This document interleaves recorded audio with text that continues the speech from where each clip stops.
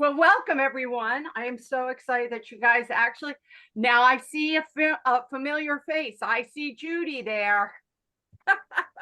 Somebody who has seen me before, but I am really excited that I'm actually being able to reach so many people. And we are going to talk about how to reduce worry, anxiety, and how to make magnificent moments. As you all know, we can't control life, right? We can't control the weather. We can't control aging. We can't control politics. We can't control our children. I wish I could control my children, my adult children. But what we can control is ourselves. What we can control is the power we have inside of us. So just a little bit about the background, how I got here is I used to teach, and then I became the principal, and then I became the headmaster of a special ed school. And in the special ed school, it was for emotionally challenged children. A lot of them had anxiety, autism, manic depressive, all different kinds of behaviors from 3rd grade to 12th grade. And I helped their parents. And they got taken out of LAUSD or Malibu or SEME, and they were brought in and bused into my school. So it was very challenging. Every single day, people were stressed. They had many, many problems. They had environmental problems, they had emotional problems, and then a lot of them also had biological problems. So they definitely needed some kind of medications. They had some other kind of reasons were going on. And I worked there for 23 years. And 10 years ago, this February, I retired from the school. And I live in Thousand Oaks, so I live probably close to many, many of you. And I looked at my husband and I said, what do you think I should do?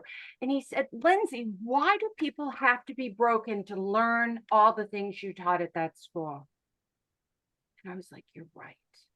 Why do you have to get so deep and so failing and so devastated before all of a sudden the system sweeps in and starts making it possible to give these tools, which I actually think we should learn probably at birth, but at elementary school at least. And our society does not really take into consideration mental health and self-awareness and observation of self and managing and understanding their feelings and how to deal with obstacles and not viewing failures as being bad, but as being obstacles that help you grow and change and become a better human being. So I made some classes together and I started to teach them, and it took off. And I've taught quite often, like I said, a couple of times, at least 5 times. This is probably my 6th time at the Cancer Community Center, but I've also taught at JPL NASA. If you look up Lindsay Leimbach, JPL NASA, my very first talk I did there, they recorded and they allowed me to put it on YouTube. So I have that up in YouTube, and police officers and veterans and all that. And then what happened was COVID. And that all changed for everybody. And so all my corporate accounts, law firms, insurance agents, real estate agents, they all went away. And I said, well, what are we going to do with this lemon? And so I made it into lemonade. And what I went is on to Zoom. And now I do mindfulness. I teach mindfulness. This is what I brought into the school. All this awareness that I'm going to talk about today, how to actually live a more joyful, more peaceful life, even when life is lemons. And I mean bad lemons. You can still find the lemonade. You really can. And I live it. I am married, divorced, remarried. I have 2 stepkids. I have 4 adult kids. I got a grandkid. I got 1 kid divorced. I mean, it goes on and on and on. So I live what I'm telling you. And not every day do I live it perfectly, but every day I practice. So that is something I'm excited about. And so now what I do is I basically teach on Zoom, and I have private clients on helping people make this shift. So the Cancer Society said, Lindsay, come back to us. And will you give us an hour? That's all I'm going to have with you guys, an hour. So I might talk a little fast, but I want you guys to get some of this stuff and hold on to it and think about it. I think the important thing for you guys to remember is that everything I'm saying to you, you probably already know. I'm not going to be telling you something that you don't know. I'm going to be telling you things that is going to help you remember to bring it into practice again. Or it might be a little tool or a little technique or a different point of view. But I want you to know that I don't have the power. You have the power.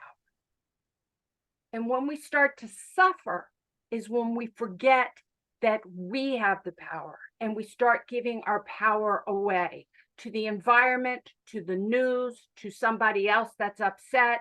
We can't do that. As they say in the airplanes, when you get on the airplane, they say you have to put your oxygen mask on first so you can get the breath and you can be healthy, and then you help other people. And quite often we forget to put the oxygen mask on first. And this is what I'm going to talk about, is tools and techniques and awareness to get that oxygen inside of us, to get that mental health, to get that positive shift, to turn that channel from worry and anxiety onto hope, light, freedom, and balance. I can't say that everything I'm going to say is going to make you happy, like Disneyland happy, but it can bring some balance and some peace. And as I age, when I can wake up in the morning and say, I got this day, no matter what the day is going to be, I'm going to do my best. Then I realize, man, this is going to be a good day. Are you guys with me? Let me see some thumbs up. Yeah, I like it, Karen. Woo! Let's get into this. Let's get into this. All right. So I'm going to share some screen with you guys. See if I got this. Okay. Let me put this down and I want to see. There we go. Okay. Woody, I want you to know I can see you. So I can't see everybody, but I can see you. So if for some reason something is going amiss with my talk, will you like give me the big wave like to time out? That would be really good. Let me see if I go like this. Okay, that'll be good. I don't know what's being taped, Maddie. Is it my screen that's being taped or is it your screen? So when I'm recording, I can see your screen and you talking, nobody else. Perfect. So that's what will go up. Okay, that's perfect. So Woody, you can make all the faces you want at me and you won't be on the YouTube. I just want to give you permission, okay, to do whatever you need to do to stop me. Okay, so this is my first slide, manifesting magnificent mindfulness moments. Okay, so we'll just start real quick with the title. That's a pretty big title, especially considering we're going to be doing this in 1 hour. This is some good stuff we're going to be doing. So manifesting, that means that we're creating. Okay, so I'm going to give you some information that I just want you to absorb. You don't have to take it on as truth. I just want you to try it out and see if it works for you. So how to create magnificent, meaning positive, meaning hopeful, light, balanced. There's lots of words of magnificent, like a sunrise is magnificent. It's a moment of mindful, and mindfulness is being aware right now in the present moment of what you're thinking, feeling, and doing. So we'll talk more about mindfulness and we're going to talk about this. But in this moment, I want us all to know that we can create something magnificent if we pull ourselves in a mindful moment. And that's what I'm going to teach. Now, let me see. Okay, if I think I go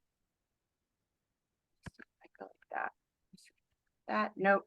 I got to see my little arrow so I can move it. It's going to move. We will figure it out. Press the space bar. Ah, that's why I have Maddie. Love you. Thank you. So here we go. I told you we're going to face this stuff with some humor and with some fun. This is my rubber duck. This is my Santa rubber duck. Okay. And this is my reindeer rubber duck. And I actually even have a snowman rubber duck. And why I like rubber ducks so much is because I feel like we are rubber ducks on the river of life. This is the way we're going to talk about this. We are on the rubber ducks on the river of life. We've got to get into the river and we start floating down the river. And oh my God, there's an eddy and they pulls us under. And as a rubber duck, we fall into the eddy and it might be a really tough eddy. But the good news is we pop back up. We always pop back up, just like a rubber duck. We will pop up and we don't pop up at the same place. We can pop up at a different place with a little bit more knowledge, with a little bit more movement forward. Okay. Rubber ducks also going down the river of life. When it bumps into the wall, it just bounces off and starts gliding around the wall, right? If you're the rubber duck of life, if you're in the middle of the river, you go really fast. But if we pedal to the side, we can start to go slower. So lots of times I like to use the metaphor that we're the rubber ducks. And I have rubber ducks around my house and I give them to people as gifts so they can remember. I don't care if they're the CEO. My husband's a lawyer. He has a rubber duck in his office. I don't care who you are. You have to remember that you are the rubber duck. You get to bounce off. And if you get pulled under the water, you won't stay. You'll bounce back up. So it's a good way of looking at ourselves as we're floating through life to make us smile, to make us kind of have a little bit of that childish fun. Why abandon that? Let's bring that back into our life. Today, we're going to talk about, I'm going to get into goals and intentions, okay? Goals and intentions of our lives. But I want us to go into what's the difference between an intention and what's an expectation. Today, my intention is hopefully just to have you guys be open and flexible to some new ideas, to take in a little bit of more knowledge that you might be incorporated as in wisdom. And my intention is to have fun with you all. I want to have fun teaching. I want to have fun in my life. So I want that to be part of my intention. If what your intention of getting from this is up to you. But what is, let me see now. Okay, so intentions, you can see, there you go. The difference between expectations and intentions. Expectations are rigid. They're like, you should do this. This is what I want it to happen. You expect your daughter to act a particular way. You expect your son-in-law to buy you this gift for the holidays. You expect your husband to show up at 5 o'clock. You expect this. When you have expectations, you're putting out rigid thinking for the future. So you can have goals, don't get me wrong, but when you get yourself, you realize, do I have these expectations that are rigid? It ends up really causing a lot of suffering because when they're not met, then you feel let down. But intentions, I'm doing this right. Intentions are open-ended. So when I said what I want to have is fun. I want this to be a joyful experience today. I want you guys to have some wisdom. I can't tell you what the wisdom's going to be. That's up to you. But I can send out the knowledge to you and hopefully you'll absorb it. So it's very important, and we're going to get into it later on, that you understand that we're not trying to have expectations. We are practicing to have intentions in our life. So when we wake up in the morning, I don't think I can have a list of the things I need to do, my goals, but my intentions are I'm going to have a good day. I'm going to try my very best. I'm going to do behavior that's healthy for me. So as I go and execute my goals, if things don't work out, I keep coming back to my intentions. Am I still doing the very best I can today? Am I still having fun? Am I still doing, achieving the lightheartedness that I would like to spread in the world instead of the heavy suffering? And if the answer is yes, then I'm doing a great job. As you make intentions, you stay with your intentions. They're part of your character, they're part of your values. Your goals will change because you didn't know COVID was going to come. You didn't know cancer was going to enter your life. So that changes your goal of whatever you were doing. But your intentions to be a healthy person, your intentions to have kindness, your intentions to feel free and not trapped, you can still execute them. And that's one thing that people in this society, our society, don't really teach. We're very goal oriented. You have to get to A to B. Well, how are you going to get to A to B? Let's plan our intentions. Let's plan our attitude. That we can be a stickler about, but we have to be flexible on the goals as the world changes around us, because we don't always have control of our achieving the goals we want, but we do have control of our intentions on how we're going to behave and what we want to feel getting there. Woody, did I make that kind of clear? Yeah, okay, I got the heads up. I wanted to make sure I could see that. So once I set that up, let me tell you guys, this is the Reader's Digest version of the brain, okay? And this is something you're going to see in every class I teach, because it's the fundamental understanding of why mindfulness is so important, why intentions are so important. Everyone in the world has this functional brain. We all have the lower brain, okay? And the lower brain is what I call the reptilian brain. It's really your survival mechanisms. It regulates your heartbeat, it regulates your digestion, it regulates your healing. It also it's connected into your fight, flight, freeze response. So when a baby is born, their lower brain is completely developed. It's already completely developed. They can regulate, their body automatically regulates by the brain. Also, if you startle it, it'll go into a freeze response. And if it starts crying and kicking out, it's in a fight response. And we don't actually, and then a flight response is when it's trying to get away from you. It's all wired in there already. And all living animals have that, and reptilians and fish and things like that. So the next part of the brain is the yellow part, which is your, what I like to call your dog brain. I have a dog there, your mammal brain. All mammals have this. And this is the part of the brain that is developing so fast between like 0 and 7.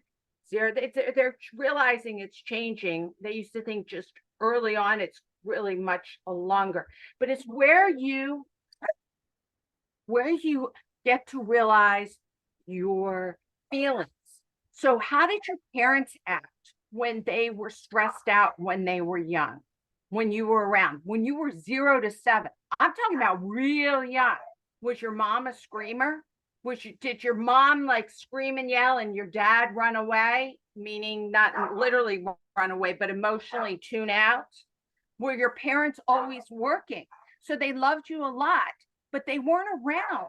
And so it felt, as a child, that felt abandonment, And I'm not saying I had that feeling with mine. My parents worked all the time and they weren't around. My parents loved me, but they weren't around.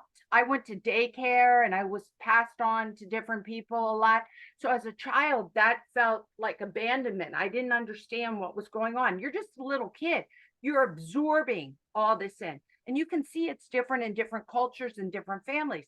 Some people, when they grieve, some cultures, they scream and yell and cry hysterically and throw themselves to the ground. And my family, I come from the stoic, this like Protestant Presbyterian, and it's like, you don't even cry. You're like, oh, I will miss them. No one's crying. It's like you have to be so stoic. You don't show your emotions in it. So that's taught and that's learned. And when you're a little kid, you absorb all that in. And your middle brain doesn't know the difference between right and wrong, or doesn't have a value system. It doesn't have any of that. It just takes on what is going on in its world as the truth, and it takes it in, and you record it in your brain, in your subconscious mind. So how we deal with stress now, most likely, unless you've done some work, most likely is the recording of how you learned to deal with stress when you were a child. So you're like, oh, my mom's a crier. She gets stressed out, starts bawling her eyes out, screams and yells and cries. Love you, mom, if you're on here. She knows that. She doesn't do it that much anymore. But I learned to do that. So when I got stressed out, I got frustrated and I'd cry and I'd be overwhelmed. And I had to really realize that I need to learn a different way of doing this, and that I'm not broken because I do this.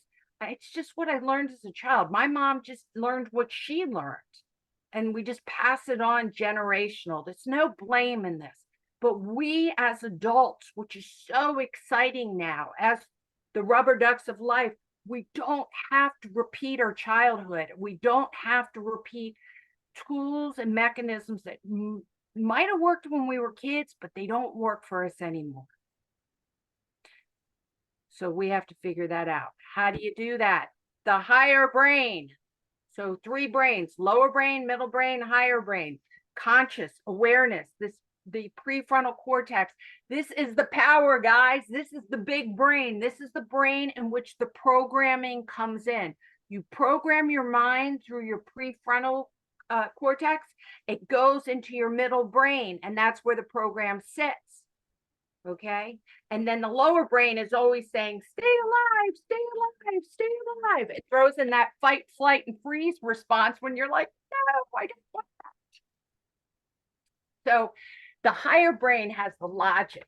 It has that observer. It has that awareness where you can actually feel sorry for somebody else.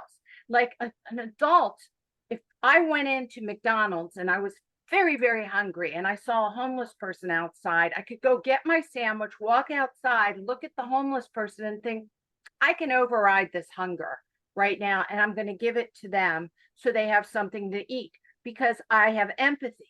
I can connect my mind and my heart together, and I can see the bigger picture of helping somebody else. That's a higher level of thinking. If you're not doing a higher level of thinking, then you're going me, just like a dog.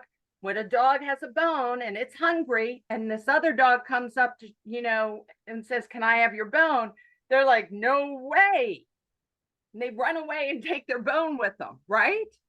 So it's instinctually for us to keep stuff when we're feeling stressed, when we're feeling scared, when we're in fear. We want to keep things close to us and not share things. That's the middle part of the brain and the lower brain working together. But as human beings, what is so incredible is that we can reach a higher awareness, and we can override that. And we can say, no, sharing and caring, even when I'm stressed, actually helps me become less stressed. It helps me, no, I'm not going to act that way. That's not going to help me in the future. If I can do this hard work today, then I'll reap the benefits tomorrow. Dogs will eat their bones today. They don't think, oh, I'm going to save some food for tomorrow. They think I'm going to eat it all now. So we have to realize we have that inside of us, in our human nature, to want to hoard or want to take, or to be fight, flight, and freeze and aggressive and stuff. And we have to learn how to connect our brain and our heart, and it's our prefrontal cortex. So we have to watch out. I'm just giving you, this is all like wisdom and science, and you guys can Google this. There's tons of books all about this. There's something in your brain called your amygdala, okay? Your amygdala, and it's in your lower and middle brain, and it's always watching out to make sure you're safe. It's always watching out. It's always on. And it's like, are you safe? Are you safe? Are you safe? And when it starts to sense that you're not safe, something's going on, there's not enough food, or the storm is coming, or someone's driving fast, It's before, it's not your conscious mind. It's in your subconscious mind. It clears off and it becomes very much like, be careful, fight, flight, freeze, response. It goes into that mode. The problem in our society is that our mind starts having the amygdala go off when it's really not a problem. So in other words, I too have had medical problems and I have to call the doctor at times, and you all of a sudden I'm like, oh, today's the day I have to call the doctor, and I can hear my heart starts to beat and I have to go get my test results. And I'm like, oh, I start to sweat. That's your amygdala going off in a fight, flight, freeze response, anxiety, we can call it that, because it's in a fear mode, even though it doesn't help you survive. If anything, it's ripping you apart more because it's releasing the adrenaline. And what happens is when the amygdala goes off and you go in that fight, flight, freeze mode, and the adrenaline goes off, your higher brain shuts down and your lower brain takes over, and you end up doing behaviors that you've recorded from when you were really young. So sometimes you're like, all of a sudden, you're fine, or let's say someone who's really calm and everything like that, and then all of a sudden you see them and you see them freak out, and you're like, where did that come from? Well, that came from their amygdala went off, their higher brain ended up shutting down because they're in a fight, flight, freeze mode, and they went back to childish reactions, tools which might have been yelling and screaming when they were young, and that's what you see. So sometimes you might see this in your sister. I think everyone here is adults, so your sister or your good friend, or you'd be like, why are you doing that? You have to realize what's happened is their front of their cortex has now shut down and this part of their brain is going off. And if you want to talk to them and really reach them, okay, and you see them in that mode, you got to calm them down first. You cannot sit there rationally talking to someone who's being irrational, because that part, the rational part of the brain, is literally checked out. You have to give them space to calm down and for them to start feeling safe again, so they can wake that part of their brain up again, so then they can hear what you're saying. And that's true for you. If you feel yourself freaking out, like I'm freaking out, and someone's telling you something, you have to say, you've got to give me 5 minutes, or I need to go to the bathroom. When I get overwhelmed, when I was at work, sometimes I'd be like, you know what, I'm going to go to the bathroom. And everyone would be like, oh, fine. And I'd go in the bathroom and I'd just take some breaths and relax, because I realized I was getting myself overstressed, overworked, over anxious about what's going on. And then I wasn't going to make good choices. And I had to bring myself back to the calm space. The only person who can bring you back to the calm space is you. It's the power of you. So if you're the rubber duck and you get pulled into the eddy that I was talking about and you're swirling down, it's the awareness that you want to realize that's happening. So then you take a breath, because you realize, don't make a choice while that's happening. Pop back up, take some breaths, give yourself some time, pop back up, and then you can make a choice. And that's true for your kids and your best friend and your spouse. Why does this happen? I'm not going to go into the whole thing of it, but the bottom line is the brain is built on negativity. Remember, we all have an evolution. The first thing that is developed in your brain is your lower brain, your reptilian brain. You want to survive. So it is programmed in your brain to have a fight, flight, and freeze response in your brain. Brains learn generally more. I got to read my thing so I can read it to you guys. React more to negative stimuli than they do to equally positive stimuli. That's why in jails they have guards and they do things on the negative. It's much easier to control people than a positive reward system. To change a positive reward system means that you have to activate this part of the brain. Then you're programming someone to change this part of the brain. That takes effort. But to bring them into fear, to tell them to move, you could cattle prod someone into line very easily, compared to saying, okay, I'm going to give everyone a ticket. And when everyone's in line, you're going to get, and when you get 10 tickets, you get a lollipop. People will be like, screw that. I don't want your dumb lollipop, right? So that's just how the brain works. Now, this is the caveman brain. Doesn't make it right. It's just the way it works. There's no judgment. And you have to realize that you need to override it because you don't want to learn through pain. You want to learn through reward, but that takes effort, takes time, it takes patience. Patience, time. Okay, animals, including us, typically learn faster from pain and pleasure. We just talked about that. Most people will work harder to avoid losing something than they will to work to gain the same thing. In other words, when I worked at Park Hill School, when I worked at school, someone would have a pencil, and if someone stole their pencil out of their hand or took it off their desk, they would have a physical fight and get themselves wanting to be expelled or suspended for a pencil, because they felt it was part of them. They were attached to that pencil and it was their right to have that pencil. And I'd be like, okay, look, Bob, I'll give you another pencil and I'll deal with David who took your pencil. No, I have to beat up David. I'm like, no, then you're going to have more problems than David, you see?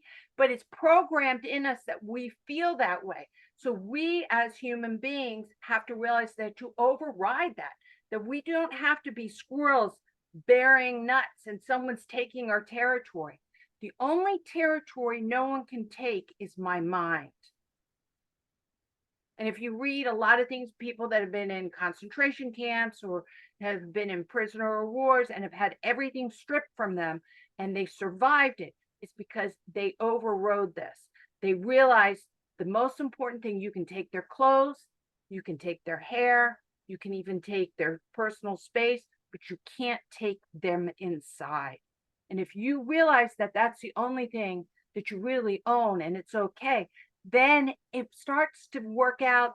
You don't take everything so personally. You don't get so upset about stuff. But it's this part of the brain you have to activate because the primitive brain will fight over a pencil. So what are we talking about and why is this so important? It's neurons that fire together, that wire together. As I told you, the prefrontal cortex, right up here, the prefrontal cortex is the programmer of the brain. So what you think about, you bring about. The neurons, and there's a picture in this, they literally light up and wire together. If you're practicing piano, the first day it's tough. They try to wire together. The second day, it is a little easier, but still tough. But if you do it for a month or do it for a year, then when it's like snow, walking through snow, the first time it's tough. The second time, if you go where you went before, it's a little easier. If you do it, walk through the same path of snow for a whole week, you have a pathway and it's much easier. And the brain wants to not use energy. It's part of the programming. It wants to use the least amount of energy. So it goes down the pathways that are the deepest and connected the most. And those pathways that are the deepest and connected the most are the ones you've done for years since childhood. So you have to override that old way of thinking, because if it ain't working for you anymore, your brain's going to want to do it. And you have to say, no, no, no, no, no, no, no. Sometimes people are like, I can't do it anymore. It's just I'm too tired. You can feel your brain. And it's like, well, you can then go back to the old ways. But if you go back to the old ways, then you're keeping that pathway open. So if you're a worrier and you go down to worry and you keep doing worry, that pathway of how to worry, you become a better worrier, right? If you're a yeller and you keep going into yelling, then you become a better yeller. If you are practicing kindness and you learn how to override the yelling, but you learn how to have a soft voice and you keep practicing that, that goes on. If you learn how to have better boundaries, that are kind for yourself and also kind to other people, but you can establish boundaries where in the past you were more enmeshed and just said yes, yes, yes. You learn how to say no. If you practice that, that gets better. It's what you do is you're programming your brain. This is so incredibly wonderful for you to know. You do not have to talk to anybody else. You just have to talk to yourself. You're the programmer. Now, you say, Lindsay, if that is true, then why is so many people's programming so whacked out? Because if you don't make a conscious choice in your programming, then you repeat the programming of your family and your culture. And if you're watching the news, or if you're watching horror flicks or whatever it is, whatever you're thinking about, you're programming. So if you don't make a conscious choice to program your brain, let me tell you, there are people out there, especially commercials, who want to program your brain. They want you to want Coca-Cola and their medicine, and that you have to be on their diet and do it their way. And if you just sit back and open your eyes, it floods into your brain and your brain goes, oh, programming, programming, programming. And that's psychology, and it's business psychology, and it's how we run our life in commerce, right? So you all know that, like in the movies, they have Coca-Cola placements and things like that throughout the movies, and they buy time in that. That's all because they all know what you think about, you bring about.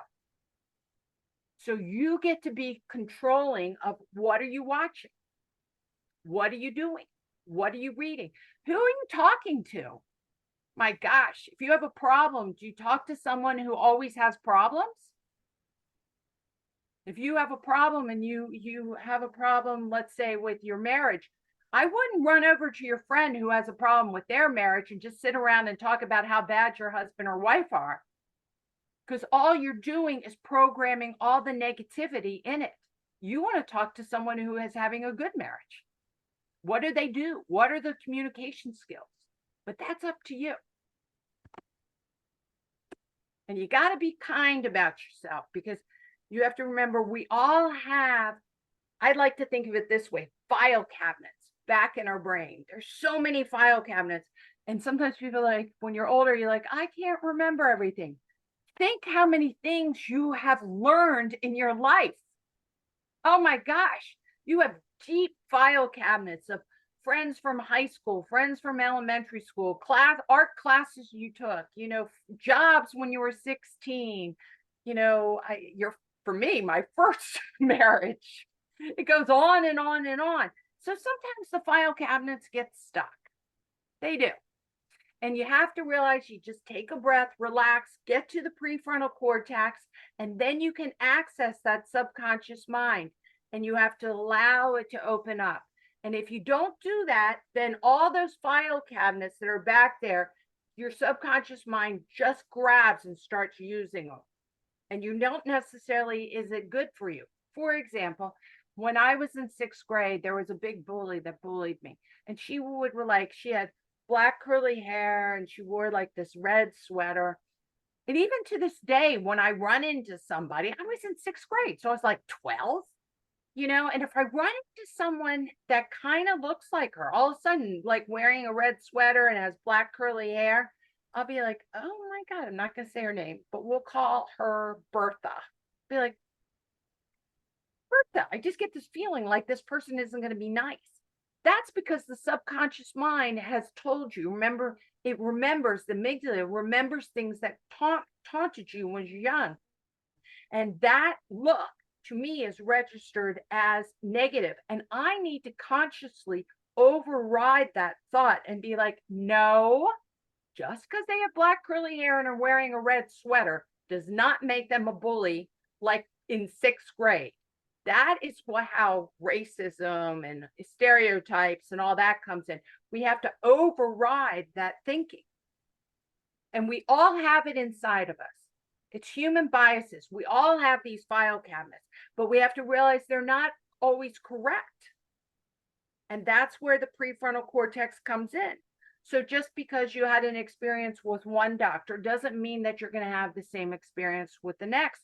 You've got to be careful that you are allowing things to be in the present moment, mindfully being aware of what's going on in the present moment without that past story, because that past story often is what's causing you the suffering, not the present, not the present story. You have control of being in the present and making it a present and really becoming, instead of stress, becoming curious. What's going on here? What is that person like? Lean into it. What is this going to be like? Be really open. Have the intention, not the expectation. So when we're manifesting our magnificent mindful moments, we're really leaning into this life. How am I'm going down.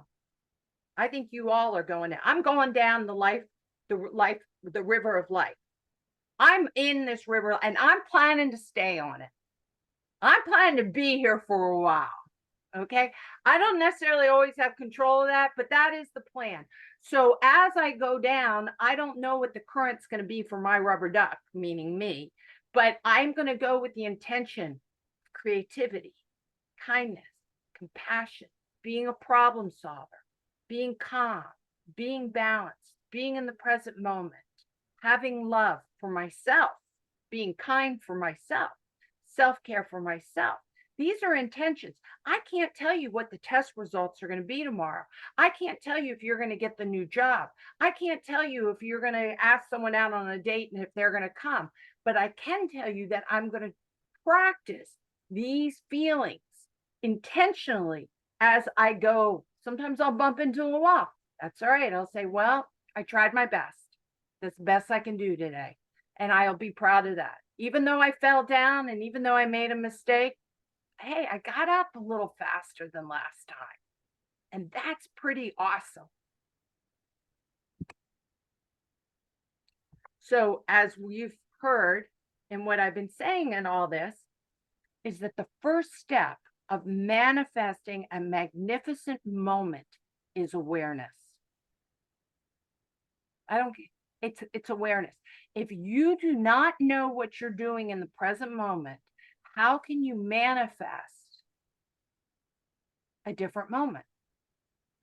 If you're not sure how you're feeling or thinking, it'll happen. Like my husband will say something to me.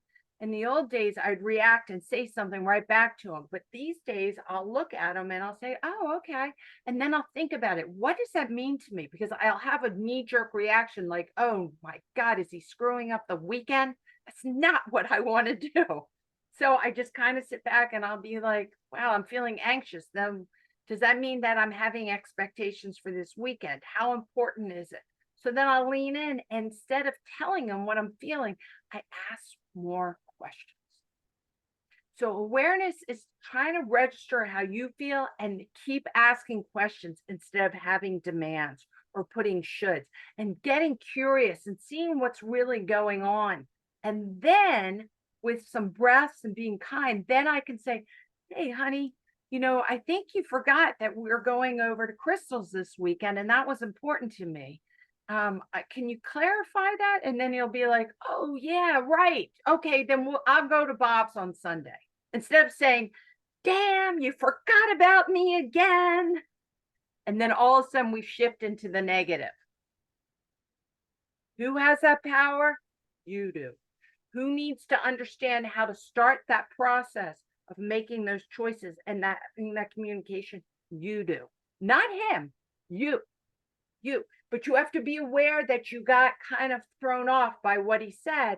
Take a few breaths and then kind of go into curiosity and having a conversation about it instead of blame or shame or guilt, because that perpetuates just that rabbit hole that none of us want to be in. There's not a magnificent moment in shame, blame, and guilt. There's torture for everyone involved. So we don't want to do that. So our first one, an example, is aware. And then the second one, the next step is acceptance. And what I mean, and there's lots of books on acceptance. There's a wonderful book by Tara Brach called radical acceptance.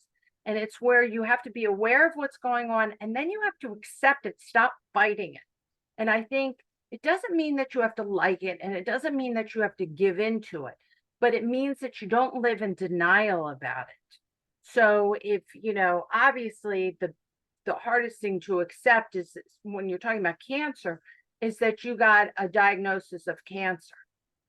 But if you start getting angry about it, or you get mad about it, or you push it away as it not true and denial, then you're not able to be clear on what's the next step. Now, I believe that you all have gone into awareness and acceptance, especially if you're with the Cancer Community Center, because the Cancer Community Center is exactly about that. They give you so much support on, hey, let's be aware of what we have, let's accept it. And now with that calm state of mind, with that support, with that love, with this community, we can make better choices from here instead of from way back here, and meaning from a fight, flight, freeze mode and feeling out of control. Feeling out of control is a feeling. And so if you feel out of control, then it's you who have to bring back your own self of control and safety. And sometimes you need to be aware to reach out and to get help, right? To get help or be part of a community or show up to talks like this. There's lots of talks. And then you've already done something. You've already have awareness, you've had acceptance, and you're taking action. Action is coming to talks. And then taking in the information and becoming aware, what does this make me feel like? Is Lindsay crazy? Or, hey, this is really good stuff. I think I can really implement some of this. And you accept it as like, I got to figure this out with my brain. Hey, I think a lot of times when I work with people, we call the amygdala going off Amy. And they'll be like, oh my God, you should have seen me yesterday. Amy was going off. I was about to freak out. I could feel it, but then I took some breaths and I realized it was my lower brain, Lindsay, and I'm back up to the prefrontal and I calmed her down. I calmed Amy down. We're not going to get rid of Amy, the amygdala.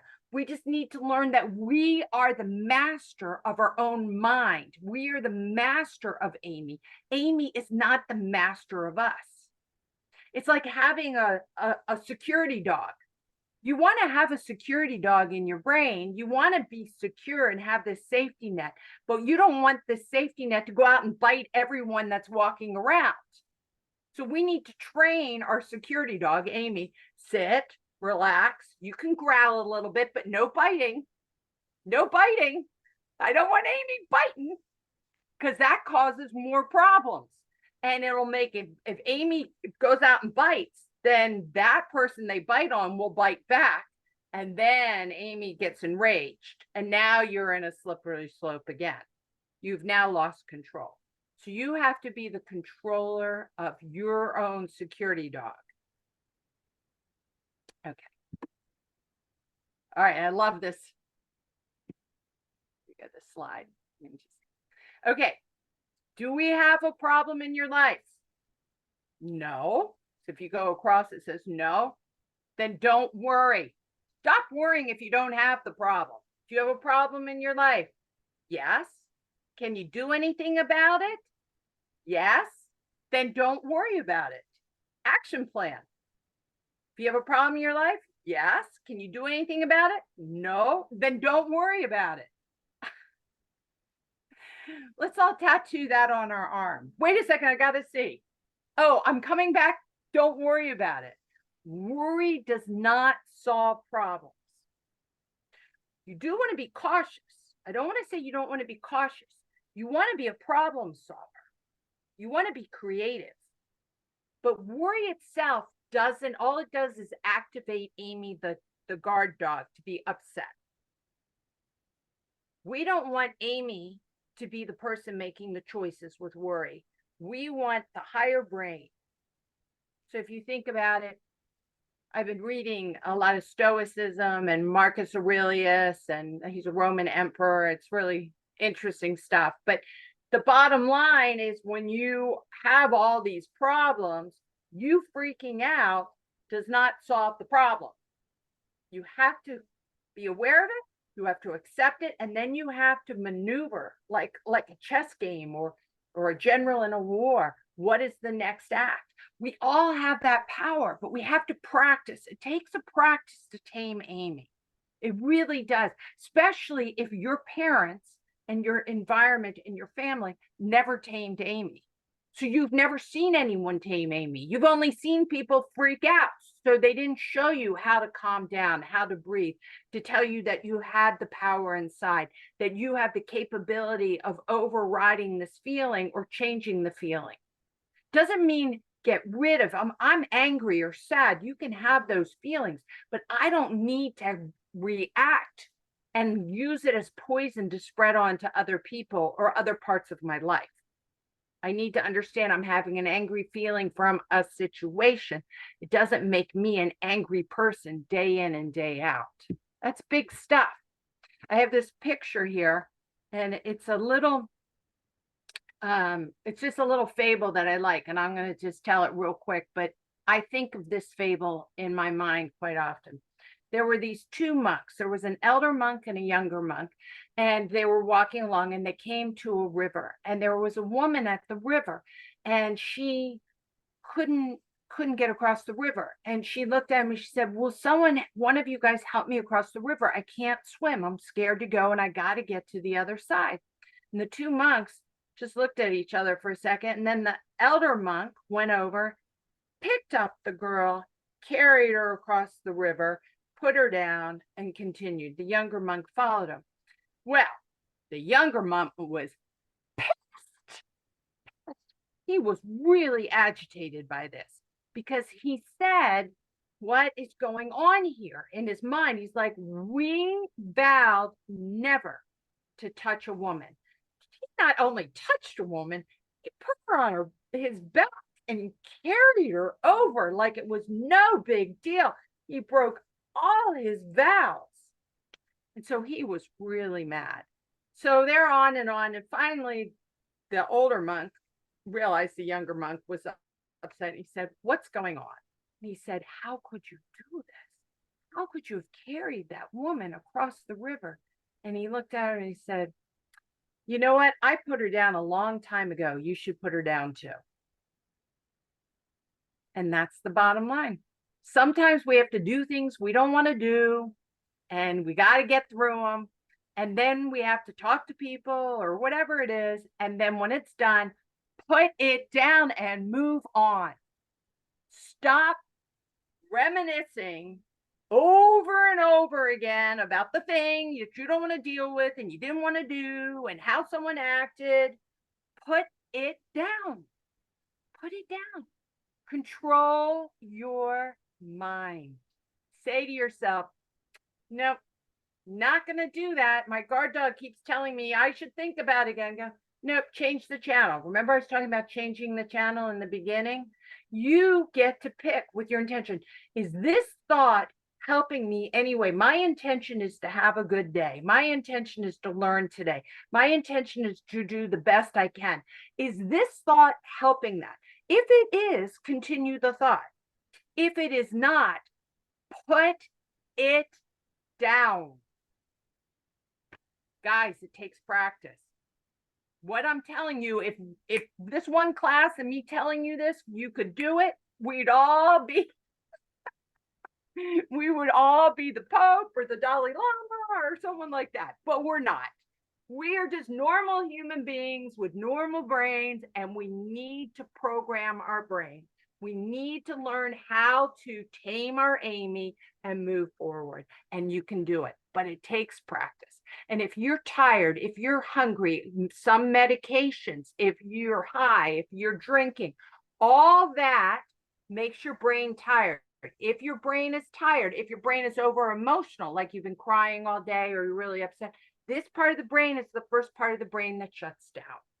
So please know, you know what? Today, I'm not going to make any decisions. I'm tired. I've taken medication. I feel nauseous, not making any big decisions. I'm going to sleep, or I'm going to watch The Golden Girls, or I'm going to watch Barney Miller. These are shows I like. You know, there's things that make you happy. just watch them, and get through that day. When I've had COVID. When I had COVID, I knew I wasn't going to be writing any books while I had COVID. I felt pretty bad. So I slept. The best I could do was sleep. Sometimes that's the best you can do. That's okay. That's okay. You just have the intention to do the best you can do, as positive as you can. And maybe sleeping is what the answer is. So, ABCs of manifesting a magnificent mindful mode. ABC, be aware. Remember, I told you it's number one.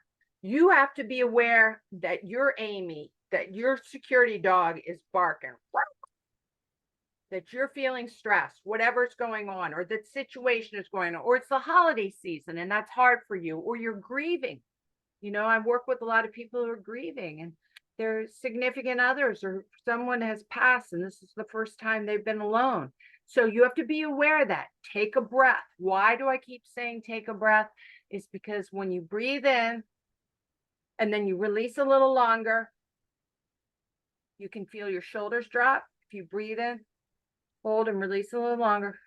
And I know they have mindfulness classes and meditation classes at the Cancer Community Center that teaches you that. You're activating your parasympathetic nervous system. Your parasympathetic nervous system is part of your nervous system that counterbalances your sympathetic nervous system, which is your fight, flight, freeze response. So your breath is a way that's built into you in your DNA to start calming yourself down. So be aware that Amy is up. Take a breath, calm yourself down. I literally think I'm moving from my lower brain to my higher brain. Now I'm going to make a conscious good choice that goes with my intentions. My intentions of being kind. Is this thought kind? Is this choice kind? Kindness to me is like my word. I love kindness. I mean, love gets complicated. I love my kids. I love my dog. I love chocolate. It's complicated. I love the United States of America, but I love the world. It's kind. So that gets complicated to me sometimes. But kind. Can I be kind to my dog? Can I be kind to my kids? Can I be kind to the world? Can I be kind to the environment? So that's a word I always say. Is this kind to me? In other words, am I putting my mask on from the airplane? Is it kind to someone else? And if the answer is yes, yes, then I go for it. I'll do it as best I can. So, 3 rules that I love and I teach in mindfulness. Okay. So I'll just put them up. Let me just put them all up. Oops. Hold on. I hit the wrong button. Let me share this. Come on. There it is. Okay, let me see. It'll happen, right? We were doing so good. Well, I'm taking a breath. I'm aware that I don't want this to happen. I'm making a choice. I don't know, it got stuck. Okay, well, that's all right. I can tell you 3 rules right here. So the 3 rules that I want you guys to go home with, okay? One is when you have a problem, the 3 rules are only tell 3 people. What?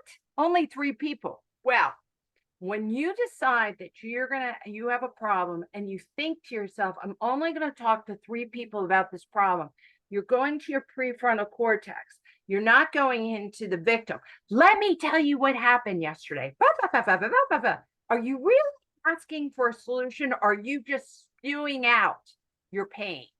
That does not help, because remember what I told you, what you think about, you bring about. So if you complain about someone over and over and over again, you're reinforcing those negative thoughts about that person or that situation over, and it's becoming deeper and stronger in you, in your mind. You're programming your mind. So when I know that I have a problem, I'm going to talk to 3 people. I might talk to my father. I might talk to my husband. I might talk to my coach, whoever it is. And then I know that if I'm talking to him, it's intentional and I want to get a solution. I'm not just talking. I mean, have you ever met someone who has a problem and they come and tell you, like, don't tell anyone, and then someone else walks in and then they tell them, but don't tell anyone, and then they tell them, and they're just all they do is tell their problems. They're not really looking for a solution. They're playing the role of a victim to have attention, and that's only making the problem worse in their mind. They really don't want an answer. They're living in their pain. I have an intention to live a happy, kind, free life. I am not going to live in my pain. So therefore, when I have a problem, I make sure that I talk to people that are going to help me with the solution. Now, the other part of the three rules, the rule of three, is that when I have a problem, I give myself 3 seconds to breathe, 30 minutes, 3 hours, and sometimes 3 days. I realize I need to have a sacred pause. Different problems have different sacred pauses, but the sacred pause, the brain will react very fast because remember the file system? If you're going to do something that's really, really fast, it's coming out of the file cabinet. It means that you have already, time.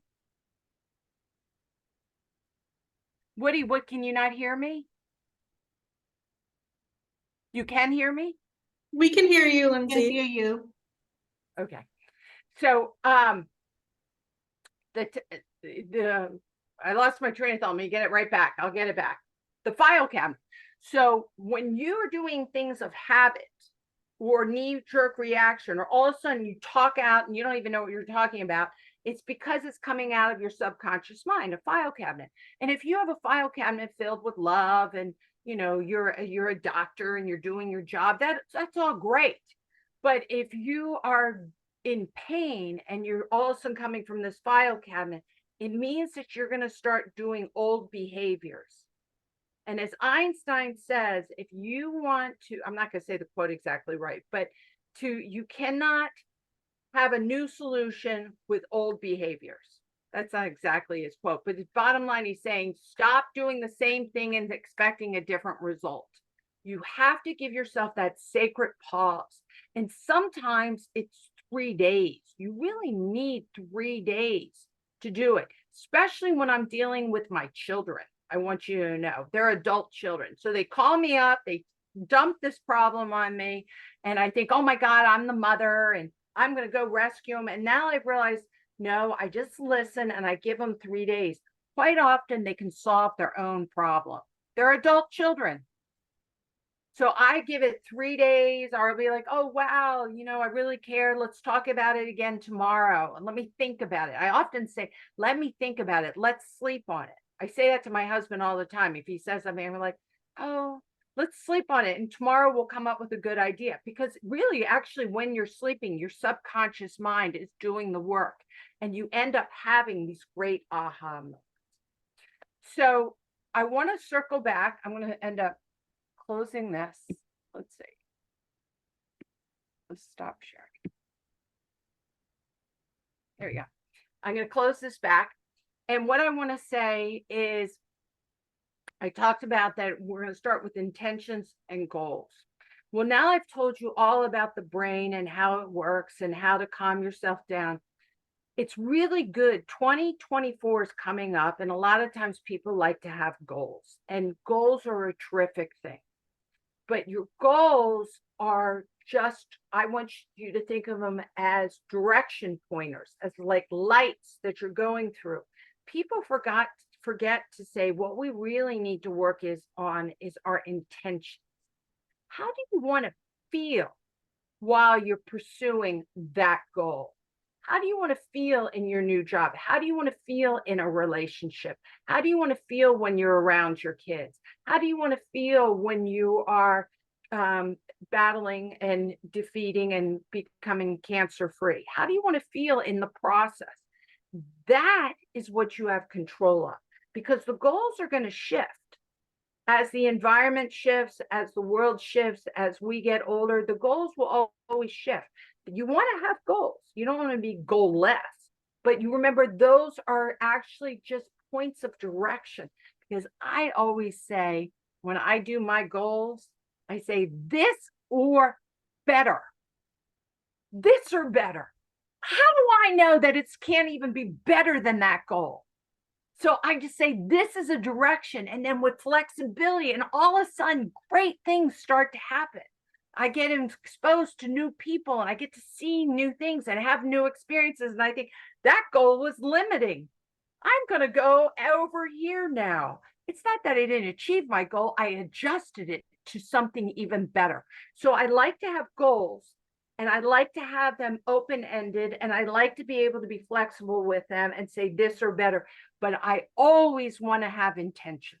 My intentions are that I'm going to do the best I can today. My intentions are that I'm going to be a problem solver. So it's not that I'm not going to have problems.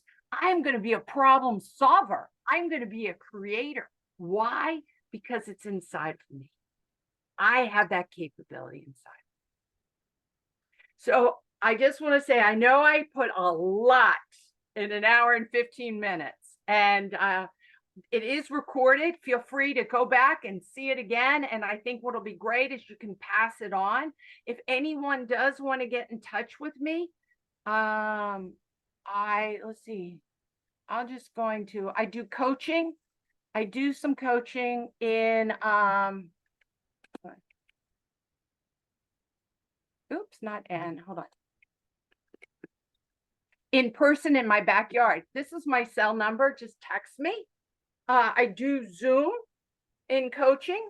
And so, like I said, and sometimes I do it in the backyard, and I have one of my very favorite people here that's in my mindfulness class that I see all the time. Love you, Judy. So, feel free to reach out to me. And of course, I'll come back. Ko, it's so good to see you. I see that you've come. Good to Matt, see you too. it's so nice to have you and come back. I just think, listen again, take it in, just know there's hope, because you're the controller and the programmer of your own mind, and you all are learners, or you would not show up for a workshop. So I already know you're learners. I already know you're programmers. You guys are already aware that you know that there's something out there that's going to speak to you to bring out the best in you. So you're already halfway there. So I'm going to wish you all happy holidays. And I have about 7 more minutes. Maddie or Ko or anyone would like to say